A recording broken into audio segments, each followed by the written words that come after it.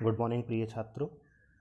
Automobile maintenance servicing and repairing की class में हमारा जो दूसरा चैप्टर चल रहा था और इसको हम लगभग आधे से ज़्यादा डिस्कस कर चुके थे, परंतु उस समय मैं फिगर के माध्यम से आपको नहीं समझा पाया था। तो अब यहाँ मैंने पूरे बुक के फ़ोटो ले लिए जिससे फिगर के माध्यम से आसानी से आपको समझा सकूँ। तो इसके नोट्स तो मैं आपको पहले ही प्रोवाइड कर चुका हूँ। ये जो नोट्स हैं जो पहले प्रोवाइड कर चुका हूँ वो आपने बना लिए होंगे। तो इस चैप्टर में इसमें मैंने सारी पूरा मटेरियल इंक्लूड किया है, शुरू से लेकर चैप्टर का और आखिर तक। तो जो मटेरियल आप पहले से नोट कर चुके हैं उसे रहने दें, तथा जो नहीं किया है उसको लिख लें, ठीक है, उसको अपना नोट कर लें।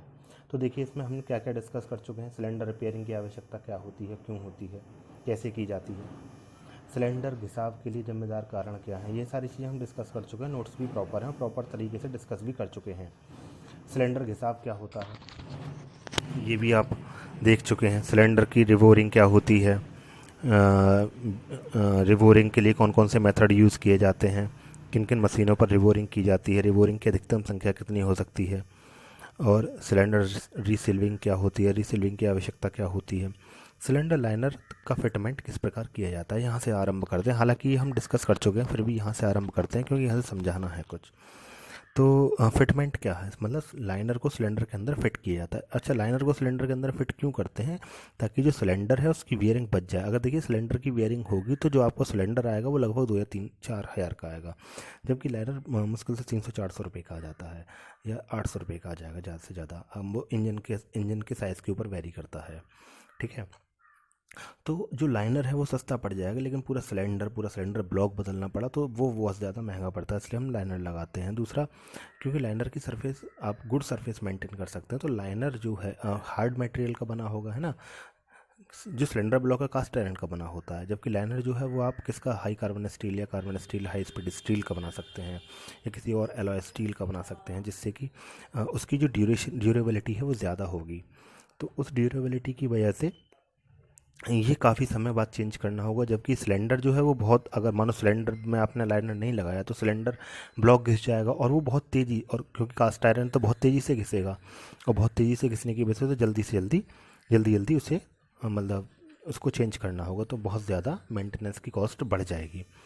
अब लाइनर फिट कैसे किया जाता है सिलेंडर में, तो इसकी जो विधियां हैं वो 2 विधियां, एक हाइड्रोलिक प्रेस विधि है और दूसरी है screw press method. Hydraulic press method में क्या होता है कि आप प्रेस करने के लिए जो प्रेस है वहाँ पर हाइड्रोलिक प्रेस का प्रयोग करते हैं, और जो स्क्रू प्रेस मेथड है इसमें हम किसका, नट का प्रयोग करते हैं, बोल्ट एंड नट का प्रयोग करते हैं।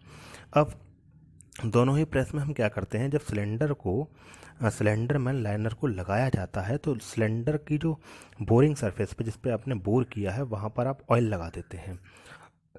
ऑयल लगाने से क्या होगा, एक तो जो लाइनर है वो इजीली इंसर्ट हो जाएगा सिलेंडर में, और दूसरा जो सिलेंडर की जो आंतरिक सरफेस है उस आंतरिक सरफेस पर जो स्क्रैच आने के चांस थोड़े कम हो जाएंगे। इन स्क्रैचों को हम कहते हैं चैटर के निशान। तो चैटरिंग के निशान आने की संभावना कम हो जाएगी। यहाँ से आपका एक ऑब्जेक्टिव बनता है कि द्रवीय प्रेस विधि में या फिर स्क्रू प्रेस विधि में ऑयल लगाया जाता है घर्षण को रोकने हेतु, चैटर के निशान रोकने हेतु, ए तथा बी या उक्त में से कोई नहीं। तो इसमें घर्षण को भी रोकता है ये और चैटर के निशान को भी रोकता है, अतः इसका जो आंसर होगा वो ए और बी, घर्षण रोकने हेतु तथा चैटर निशान रोकने हेतु ऑयल को लगाया जाता है। आगे चलते हैं फ्रीजिंग मेथड। फ्रीजिंग मेथड में भी हम जो लाइनर है, फ्रीजिंग मेथड से हम लाइनर को किसमें, सिलेंडर के अंदर क्या करते हैं, फिट करते हैं। इसमें क्या होता है बेटा, जो लाइनर है यहाँ से आप देख पा रहे हैं लाइनर, ये रहा लाइनर आपके सामने, ये रहा लाइनर, और ये क्या है, ये सिलेंडर है, फिन्स, ठीक है। अब लाइनर को आपको सिलेंडर के अंदर फिट करना है तो आप क्या करते हैं, लाइनर को कार्बन डाइऑक्साइड या ऑक्सीजन में, द्रवित कार्बन डाइऑक्साइड या ऑक्सीजन में -180 डिग्री सी से लेकर -200 डिग्री सी तक छोड़ देते हैं। जैसे ही उसमें जाएगा लाइनर, बेशक मटेरियल का, हार्ड मटेरियल, लोहा, एलॉय स्टील जो भी है, जब उसमें जाएगा तो लगभग 50 माइक्रोमीटर तक क्या कर जाता है, श्रिंक कर जाता है। और 50 माइक्रोमीटर अगर श्रिंक कर जाएगा तो ईजीली, इसमें देखिए जब आप एक अवयव में दूसरे अवयव को फिट करते हैं तो फिट 3 प्रकार के होते हैं, एक क्लीयरेंस फिट, एक इंटरफेरेंस फिट और एक होता है प्रॉपर फिट, है ना। तो अब यहाँ पर जो क्लीयरेंस फिट है तो इसमें हमें क्या मिल जाएगा, क्लीयरेंस मिल जाएगा कितने का, 0.5 माइक्रो mm का, तो माइक्रोमीटर का। तो उसकी वजह से लाइनर इजीली हमको क्या हो जाएगा, इसमें इंसर्ट हो जाएगा। तो अभी मैंने बताया था कि -180 डिग्री सी से -200 डिग्री सी तक क्या करते हैं, इसको गर्म करते हैं। तो यहाँ से एक ऑब्जेक्ट कूल करते हैं। तो अब यहाँ से एक ऑब्जेक्टिव बन जाता है। लाइनर फिट करने की फ्रीजिंग विधि में तापमान क्या रखा जाता है, तो कितना रखा जाता है, यहाँ रखा जाता है -180 डिग्री सी से 200 डिग्री सी। ठीक है, आगे चलिएगा। लाइनर को निकालने के मेथड जैसा फिट करने के मेथड है वैसा निकालने के मेथड है। ठीक है, कई बार अब जैसे यहाँ पर हम लगाने के लिए तो किसका प्रयोग कर रहे हैं, फ्रीजिंग मेथड का प्रयोग कर रहे हैं, निकालने के लिए हीटिंग मेथड का भी प्रयोग करते हैं। ठीक है, जिससे कि उसका थर्मल एक्सपेंशन हो जाएगा, किसका, सिलेंडर ब्लॉक का थर्मल एक्सपेंशन होने के बाद लाइनर इजीली रिमूव हो जाता है। और कई बार हम हीटिंग का ही प्रयोग करते हैं लाइनर को इंसर्ट करने के लिए, लेकिन हम उसमें लाइनर को हीट ना करके जो सिलेंडर ब्लॉक है उसको हीट करते हैं, जिससे कि सिलेंडर ब्लॉक को हीट करेंगे तो सिलेंडर ब्लॉक का थर्मल एक्सपेंशन हो जाता है और लाइनर इजीली इंसर्ट कर जाता है। ठीक है, अब वॉल्व गाइड की रिपेयरिंग व फिटमेंट। वॉल्व की रिपेयरिंग के अंतर्गत कुछ मुख्य बातों का ध्यान रखा जाता है। उन वह बात क्या क्या है, सबसे पहले वॉल्व को सिलेंडर हेड से निकालना। पहले सिलेंडर हेड से वॉल्व को निकालते हैं। वॉल्व के हेड के सिस्टम की सफाई की जाती है, वॉल्व पोर्ट व गाइड की सफाई की जाती है, वॉल्व की रिग्राइंडिंग की जाती है, वॉल्व सीट की फेसिंग की जाती है, पुनः असेंबली की जाती है। ठीक है, टेपेट तथा रॉकर के मध्य के अवकाश को समायोजित किया जाता है। अब सबसे पहले वॉल्व को निकालना। वॉल्व को निकालने के लिए मैं आपको ये सारी चीज़ें डिस्कस कर चुके हैं हम लास्ट टाइम। अब इसमें क्या होता है, एक स्प्रिंग संपीडक का प्रयोग किया जाता है। आप भी जानते हैं जो वॉल्व है वो सिलेंडर हेड में किसकी सहायता से लगा रहता है, स्प्रिंग की सहायता से लगा रहता है। अब उस स्प्रिंग को कंप्रेस कर देते हैं और ये जो वॉल्व जो होता है वॉल्व स्लीव, इसको निकाल लेते हैं। ठीक है, अब स्प्रिंग को कंप्रेस करने के लिए दो प्रकार के लीवर प्रयोग किए जाते हैं। एक तो ये है कर्व शेप में जो लीवर है ना, संपीडक टूल बोलते हैं इसे। इस संपीडक टूल की सहायता से स्प्रिंग को प्रेस करते हैं। और एक होता है स्ट्रेट लीवर, जैसा कि यहाँ देख पा रहे हैं, लीवर टाइप स्प्रिंग संपीडक। ठीक है, इन दोनों की सहायता से हम केवल स्प्रिंग को प्रेस करेंगे, वॉल्व को निकाल लेंगे। अच्छा, वॉल्व आपने निकाल लिया। अब इसके बाद क्या करते हैं, वॉल्व गाइड को निकालना। वॉल्व गाइड निकालने के लिए आप स्क्रू प्रेस का सहारा स्क्रू जैक का सहारा लेते हैं। इसमें क्या होता है कि आपने देख पा रहे होंगे, यहाँ से इस बोल्ट के माध्यम से हमने ये जो गाइड है, वॉल्व गाइड है, इसको कस दिया इस प्लेट की सहायता से। अब जैसे जैसे आप नट को इसमें कसते जाएंगे वैसे वैसे ये स्लीव बाहर निकलती जाएगी। ठीक है, वॉल्व व वॉल्व गाइड के मध्य का जो अवकाश है, जो वॉल्व और वॉल्व गाइड के मध्य का जो अवकाश है वो कितना रखा जाता है, प्रवेश वॉल्व में जो अवकाश रखा जाता है वो 0.05 mm रखा जाता है, जबकि निकास वॉल्व में जो अवकाश रखा जाता है वो 0.08 mm रखा जाता है। वॉल्व की जांच कैसे की जाती है, वॉल्व प्रॉपर है या नहीं, और वॉल्व की जांच के दौरान किन किन बातों का ध्यान रखना चाहिए। तो आप देख पा रहे हैं यहाँ से, जब आप वॉल्व की जांच करते हैं तो जो वॉल्व है वो जला हुआ नहीं होना चाहिए, वॉल्व की सतह पर पेटिंग का निशान नहीं होना चाहिए, वॉल्व का व्यास प्रॉपर होना चाहिए, कार्बन का जवाब नहीं होना चाहिए, वॉल्व स्टम जो है वो जला होना नहीं चाहिए, और नमन की जांच की जाती है। तो बाकी सारी जांचें तो आप वैसे ही कर सकते हैं आँखों से देखकर, विजुअल इंस्पेक्शन के द्वारा। परंतु जब आप नमन की या बेंडिंग की जांच करते हैं तो वहाँ पर आपको इंस्ट्रूमेंटों की आवश्यकता होती है।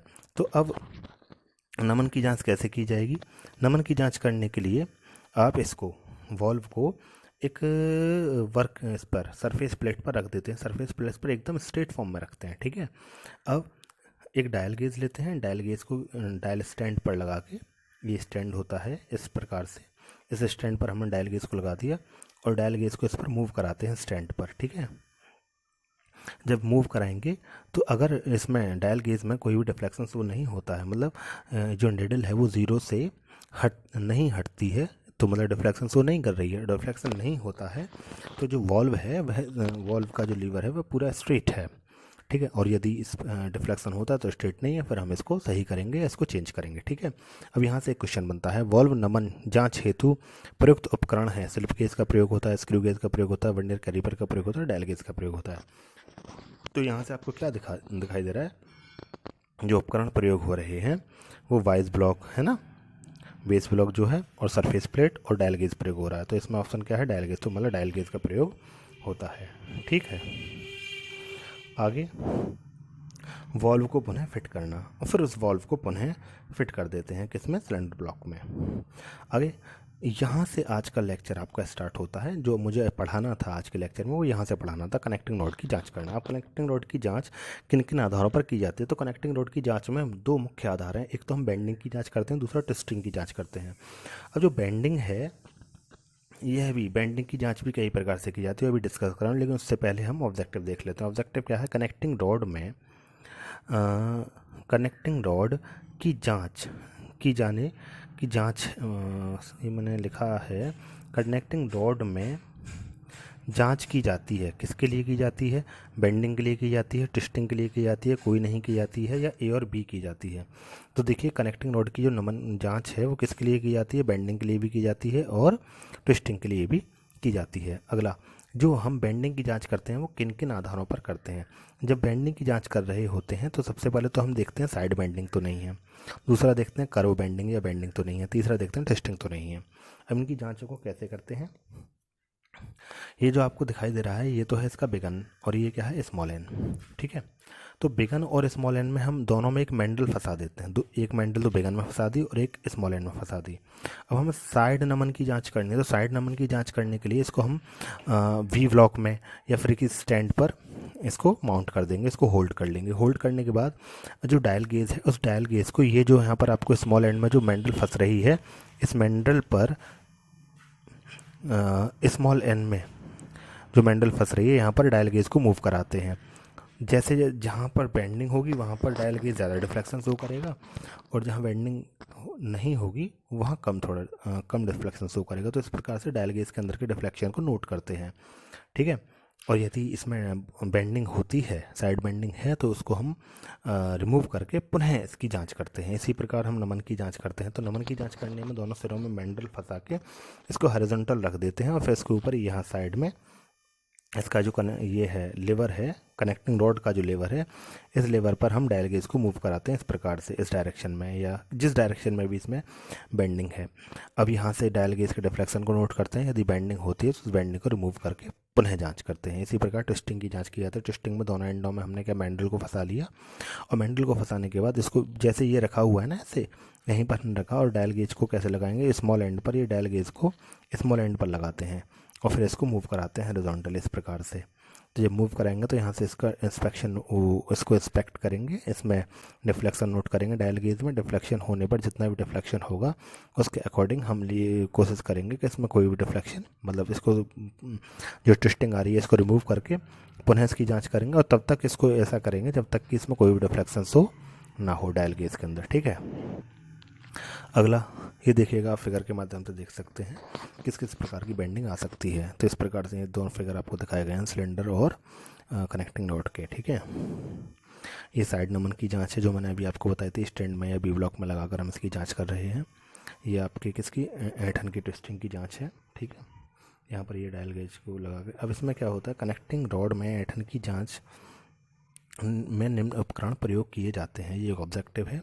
मैंडल प्रयोग किया जाता है, डायल गेज प्रयोग किया जाता है, होल्डिंग डिवाइस प्रयोग की जाती है, उपरोक्त सभी यूज की जाती हैं। तो आप देख पा रहे हैं कि सारी डिवाइस हम यूज कर रहे हैं, तो इसका आंसर हो जाएगा उपरोक्त सभी। कौन सा आंसर होगा, उपरोक्त सभी। ठीक है,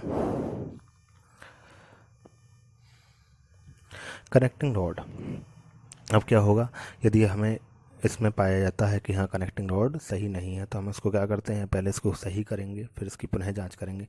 पुनः जांच करने के बाद फिर कनेक्टिंग रॉड को वहाँ जहाँ भी इसको लगाना है वहाँ लगा देते हैं। मतलब कहाँ लगाना है, सिलेंडर, पिस्टन और क्रैंक शाफ्ट के बीच। तो कनेक्टिंग रॉड को सीधा करने का उपाय क्या है, कनेक्टिंग रॉड को सीधापन जाँचने के पश्चात उसकी यथार्थ करना आवश्यक हो जाता है। इस कार्य के पूर्व कनेक्टिंग रॉड में टेढ़ेपन के अवतल कोण के सतह को चिन्हित कर लिया जाता है, तत्पश्चात उसे बेंच वाइस पर सीधा कर लेते हैं। आजकल द्रवीय प्रेस, हाइड्रोलिक प्रेस की सहायता से भी कनेक्टिंग रॉड को सीधा किया जाता है। इसके बाद क्रैंक शाफ्ट का निरीक्षण कैसे किया जाता है। क्रैंक शाफ्ट में मुख्यतः जो निरीक्षण करना होता है वह हमें जर्नल का, बियरिंग जर्नल का हमको है ना, जर्नल बियरिंग का हमको निरीक्षण करना होता है। तो इसमें 3 जर्नल बियरिंग आपको नज़र आ रहे हैं, जहाँ पर आपको क्रॉस के निशान नज़र आ रहे हैं ना, ये सारे जर्नल बियरिंग है। तो अब हम यहाँ पर जो जांच करते हैं वो किसकी करते हैं कि जर्नल बियरिंग जो है ये प्रॉपर होना चाहिए बस। जैसे ये ये सर्विस प्रॉपर होनी चाहिए। तो इसका डायमीटर प्रॉपर होगा। देखिए अगर ये प्रॉपर नहीं होगा तो मतलब इसका डायमीटर नॉन यूनिफॉर्म होगा। तो हमें बस इसका जो जर्नल है उसका डायमीटर को यूनिफॉर्म रखना है। यूनिफॉर्म अगर नहीं है तो हम इसको पहले चेक करते हैं। चेक कैसे करेंगे? एक माइक्रोमीटर लेंगे, तो माइक्रोमीटर की सहायता से इसका डायमीटर को चेक करेंगे। अगर मानो जगह जगह 2-3 जगह पर चेक करेंगे, कहीं पर कम है कहीं पर ज़्यादा है। तो अब हम क्या करेंगे, मानो डायमीटर यूनिफॉर्म नहीं है तो हम इसको ग्राइंड करते हैं। और ग्राइंडिंग किन आधार पे करेंगे? जहाँ पर डायमीटर सबसे कम होगा, है ना, उस सबसे कम डायमीटर को आधार मानकर ही बाकी पूरी जो वो है जर्नल है उसका डायमीटर भी उतना ही कर लेंगे जितना सबसे कम डायमीटर है। ठीक है, किसकी सहायता से? ग्राइंडर की सहायता से। फिर दोबारा माइक्रोमीटर की सहायता से चेक करेंगे, जैसे यूनिफॉर्म हो जाएगा फिर कनेक्टिंग रॉड हम यूज कर सकते हैं। ठीक है, यहाँ पर देख पा रहे हैं माइक्रोमीटर की सहायता से हम इसके जर्नल को चेक कर रहे हैं। ईंधन इंजेक्शन में पंप फेजिंग की प्रक्रिया। पंप फेजिंग क्या होता है बेटा? जैसे आप 4 सिलेंडर या 8 सिलेंडर इंजन यूज कर रहे हैं, तो आपको अब माने एक ही पंप है इंजन में, तो अब आपको क्या करना है? पंप की फेजिंग करनी है। तो फेजिंग का मतलब होता है कि प्रत्येक सिलेंडर में यूनिफॉर्मली जो फ्यूल है वो डिस्ट्रीब्यूट होता रहे। अब मान लीजिए एक जो साइकिल है वो कितने की होती है? 360 डिग्री की होती है। 360 डिग्री में अगर मानो 4 सिलेंडर इंजन है तो जो फ्यूल होगा वो प्रत्येक सिलेंडर में यूनिफॉर्मली डिस्ट्रीब्यूट होना चाहिए। तो प्रत्येक 4 सिलेंडर 360 डिग्री 4 से डिवाइड करेंगे, 90 एंगल आ गया। तो प्रत्येक 90 के एंगल पर, प्रत्येक 90 के एंगल पर कैम शाफ्ट के जो फ्यूल इंजेक्ट होता है पंप के द्वारा या इंजेक्टर के द्वारा, वो किसकी सहायता से होता है? कैम। जब कैम रोटेट करता है ना, कैम कितना रोटेट करेगा? 360। तो यूनिफॉर्मली प्रत्येक सिलेंडर में डिस्ट्रीब्यूट करना। तो जो प्रत्येक 90 का एंगल होगा कैम शाफ्ट का, उस पर आपको फ्यूल इंजेक्ट करना होगा 1 बाई 1 प्रत्येक सिलेंडर में। ठीक है, तो जो इसकी ये जो प्रोसेस है इसका, ये जो आपकी टाइमिंग सेट कर रहे हैं फ्यूल को इंजेक्ट करने की, इसकी क्या कहलाती है? फेजिंग कहलाती है। अब ईंधन इंजेक्शन पंप का कैलिब्रेशन कैसे किया जाता है? तो सबसे पहले हमने फेजिंग को सेट कर लिया। ठीक है, अब फेजिंग सेट हो गई तो अब हम इसका कैलिब्रेशन करेंगे। कैलिब्रेशन करने के लिए हमें क्या देखना होता है कि जो पंप से फ्यूल निकल रहा है वह फ्यूल की जो मात्रा है वह ±2.5% हो कम या ज़्यादा हो सकती है। अगर इससे ज़्यादा है तो हम इसे पुनः चेक करेंगे और पुनः सही करके पुनः चेक करेंगे। ठीक है ना, पुनः चेक करने का मतलब इससे कम पहले आपने चेक किया, अब देख रहे हैं कि ±2% क्या है, ऊपर नीचे है, या तो कम है या ज़्यादा है। तो सेट करेंगे पुनः पंप को, फिर दोबारा चेक करेंगे। तो जब तक वह प्रॉपर नहीं हो जाती है तब तक हम उसको सेट करेंगे पंप को। ठीक है ना, तो इसमें क्या होता है, इससे हम इसका क्या कहते हैं? कैलिब्रेशन। और कैलिब्रेशन किया कितने पर जाता है?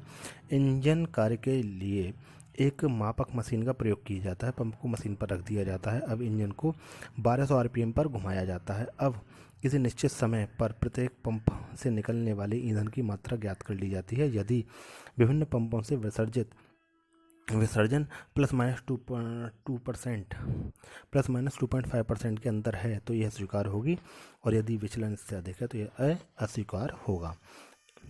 इंजेक्टर नोजल की जांच करना। इंजेक्टर नोजल की जांच करने के लिए भी वही जो मशीन है आपकी इंजेक्टिंग नोजल टेस्टिंग मशीन, उस पर इंजेक्टर को लगा दिया जाता है।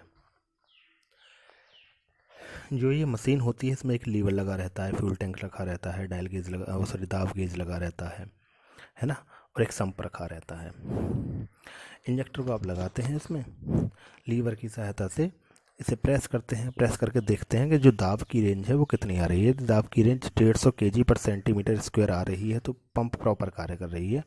परंतु इससे ऊपर नीचे है तो फिर आप इसको सेट करने का प्रयास करते हैं। अच्छा, केवल दाब ही चेक नहीं करना होता है, हमें इसमें देखते हैं कि जो ऑटोमाइज हो रहा है फ्यूल वो प्रॉपरली ऑटोमाइज हो रहा है अथवा नहीं हो रहा है।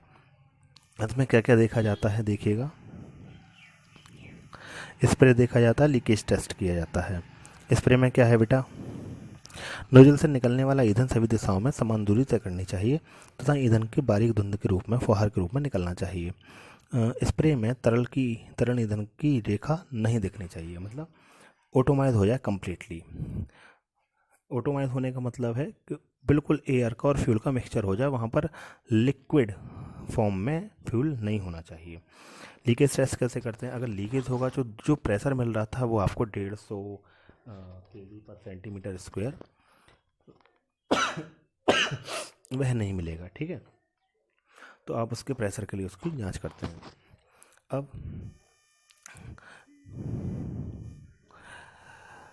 इंजेक्टर नोजल की समस्या व उपाय, इसमें क्या क्या प्रॉब्लम्स हो सकती हैं? इंजेक्टर नोजल में दाब अधिक हो सकता है, दाब कम हो सकता है, और स्प्रे ठीक नहीं हो सकता। दाब अधिक होगा तो दाब अधिक होने के कारण क्या है, तेल का या धूल का जमाव हो जाएगा, नोजल वाल्व जाम हो जाएगा। अब इसको सही करने के लिए क्या उपाय हैं? इसको तेल में छोड़ देंगे कुछ देर तक, फिर उसको कुछ देर बाद निकालेंगे, ड्रिल वाल्व को निकाल कर उसको साफ़ करके पुनः लगा देंगे और वह लगभग इसकी जो प्रॉब्लम है दूर हो जाएगी। दूसरा, इंजेक्टर का छेद बंद हो जाए तो उसे हम नीडल की सहायता से इंजेक्टर के छेद को खोल देंगे। स्प्रिंग अगर कड़ी हो गई तो स्प्रिंग को चेंज कर देंगे, या उसे अगर हम जो भी उसका कड़ापन है अगर उसे रिमूव कर सकें तो उसके कड़ेपन को रिमूव कर देंगे। तो दाब अधिक होने के यह 3 कारण हो सकते हैं, इनका मैंने आपको बता दिया कैसे कैसे कैसे सही किया जा सकता है। दाब कम है, दाब कम होने पे क्या क्या होगा? स्प्रिंग टूटी हुई है तो स्प्रिंग चेंज ही होगी। नोजल वाल्व खुली स्थिति में जाम हो गया है। अब नोजल वाल्व खुली स्थिति में जाम होगा तो तेल में डालकर कुछ देर तक रखें, 10-50 निडल वाल्व निकालें। निडल वाल्व जाम हो गया तो उसे साफ़ कर दें। स्प्रिंग मुलायम हो गई, स्प्रिंग मुलायम हो गई तो संपीड़क बल समायोजित करें अथवा नई स्प्रिंग लगाएं। स्प्रे ठीक नहीं है, अब स्प्रे ठीक नहीं है तो क्या है, निडल वाल्व क्षतिग्रस्त हो गई है। निडल वाल्व क्षतिग्रस्त हो गई है तो नई आपको नोजल लगानी पड़ेगी। नोजल छिद्र में कार्बन का जमाव हो गया है, फलस्वरूप छिद्र और फिस के आकार में परिवर्तित हो गया है, ठीक है। अब सुई से आप चेक करें उसे, अगर जमा उसमें कुछ भर गया है तो उसे निकाल देंगे, और यदि उसका आकार ही और फिस का चेंज होगा तो फिर आपको जो नोजल है वो चेंज करना पड़ेगा। इंजेक्टर नोजल की सफाई करना है। इंजेक्टर नोजल की सफाई कैसे की जाती है? किसी साफ सतह पर रखकर इंजेक्टर को खोल दें। अब नोजल के बंद क्षेत्र को सुई या पिन से साफ कर लें। नोजल छिद्रों में तार से साफ ना करें, अन्यथा छिद्र में बड़े अथवा क्षतिग्रस्त जो ऑरिफिस है वो बड़ा भी हो सकता है और क्षतिग्रस्त भी हो सकता है। तो केवल सुई की सहायता से उसको साफ करना है, ठीक है। इंजेक्टर नोजल की रिग्राइंडिंग, इंजेक्टर नोजल की रिग्राइंडिंग करने के लिए आपको 4 टूल दिखाई दे रहे हैं: gallery scraper, nozzle seat scraper, cavity scraper और पिन। इनकी सहायता से आप जो इंजेक्टर और नोज़ल है उसको सही कर सकते हैं, लेकिन सावधानी से करना चाहिए, उसका जो छिद्र है वो बड़ा बड़ा ना हो जाए, ठीक है।